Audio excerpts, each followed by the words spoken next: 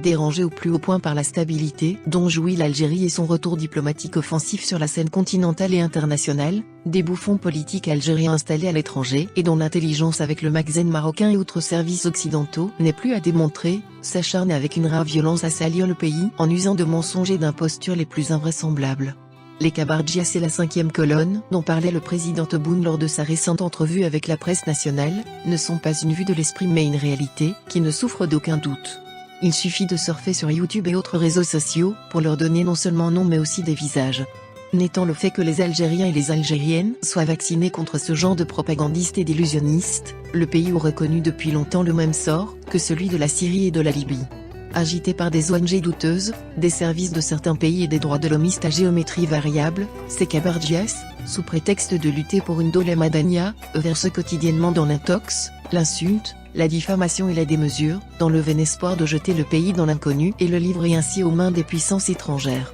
Ce n'est un secret pour personne que les positions immuables de l'Algérie envers les causes justes, son engagement à préserver sa souveraineté nationale et sa liberté de décision, ses réformes économiques axées sur le protectionnisme et la logique gagnant-gagnant, ne plaisent pas à certains pays et certains lobbies habitués à s'ingérer sans gêne dans les affaires des autres et à leur dicter leur volonté. Ne pouvant s'attaquer frontalement et ouvertement à l'Algérie, ces pays et ces lobbies hostiles recrutent des Algériens, journalistes, anciens militaires, droits de l'homiste, pour faire la sale besogne à leur place. Ainsi, depuis des mois, sans interruption, des campagnes d'hostilité sont menées conjointement par ces Kabardias et leurs affidés contre l'Algérie. Les trésors d'ingéniosité qu'ils déploient pour semer la discorde et la division dans le front interne, salir l'ANP et les autres services de sécurité, nourrir le régionalisme, provoquer des pénuries, montrent toute l'étendue et la variété de leurs manœuvres. Leur rêve, leur unique rêve, voit le bateau Algérie sombrer. Mais qu'ils soient rassurés, leur rêve se transformera inévitablement en cauchemar.